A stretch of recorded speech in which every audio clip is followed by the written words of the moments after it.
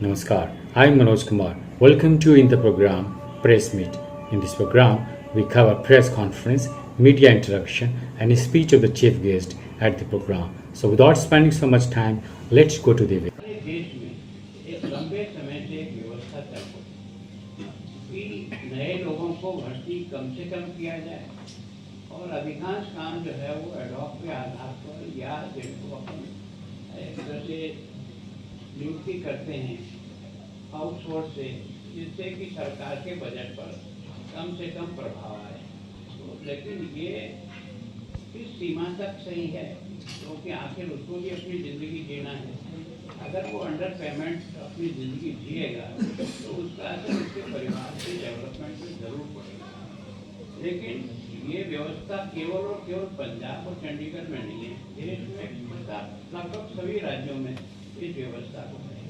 लेकिन कोशिश करते हैं कि जितने लोगों को खपाया जा सकता है, जब कभी भी हमारी वांस निकलती है तो उस समय थोड़ी बहुत वैरायटी जरूर देते हैं। लेकिन बात सही है कि अगर पंजाब और हरियाणा में कोई उन्होंने व्यवस्था की है तो हम उस व्यवस्था को एक बार देखेंगे मंगा करके। किसी ने आज दिन तक ये बताया नहीं था। अगर उसमें से कोई रास्ता ऐसा मिलता है जिसमें हम ही कुछ उनकी मदद कर सकते हैं, जरूर करें। देखो, नॉमिनेटेड काउंसिलर कभी भी वोटिंग राइट नहीं रखते, न लोकसभा में रखते हैं न राज्यसभा में रखते हैं। उनको तो एक तरह से विशेष उनकी योग्यता का उपयोग एज ए काउंसिलर के रूप में मिलेगा। कुछ नए डेवलपमेंट के कुछ सुझाव उसके उनकी योग्यता का चुनाव जीतना एक अलग चीज़ है। और मैं सोचता हूँ कि जो अच्छे लोग होते हैं वो सामान्य चुनाव की प्रक्रिया से हमेशा दूर रहने का प्रयास है। तो कोशिश यही की है कि अच्छे लोगों का भी इसी तरह से हमको उनकी राय का लाभ मिले, जिसके कारण से डेवलपमेंट में कोई नैतिक सुझाव आ सकता है। लेकिन वोटिंग राइट कहीं भी नहीं है। जो नॉमिनेटेड होता है वो चुनाव में मतलब वो वोट नहीं कर सकता है। नहीं तो जो चुने हुए लोग हैं उनके वोट के कारण क्या है कि पहले तो नॉमिनेटेड काउंसिलर जो है ना वो थोड़ी सी संख्या में होते थे। अब धीरे धीरे सरकारों ने अपनी पार्टी की एडवर्टाइज कैसे बढ़े लोकल बॉडी में, तो कई बार जिसकी पार्षद की संख्या 15 या 16 है, वहाँ अगर आप 6 नॉमिनेटेड काउंसिलर डाल दोगे तो वो एक तरह से पार्टी के स्पोक्समैन हो गए।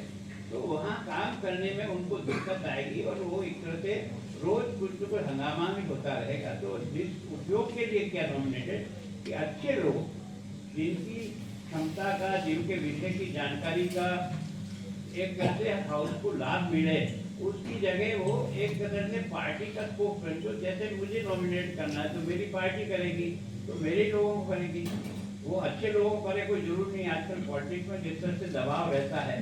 तो मैं सोचता हूँ जो अच्छी क्वालिटी जिसको नॉमिनेटेड करने का सोच लेकर के इस व्यवस्था को की, वो नॉमिनेटेड केवल पार्टी नॉमिनेटेड होने का जो क्रम चल गया उसके कारण से मैं सोचता हूँ कि ये वोटिंग राइट उचित नहीं है। और अगर नॉमिनेटेड काउंसिल हो तो मैं सोचता हूँ टोटल संख्या का अधिक से अधिक 10% से ज़्यादा नहीं, तब तो जाकर के उसका कोई सही अर्थ निकलेगा।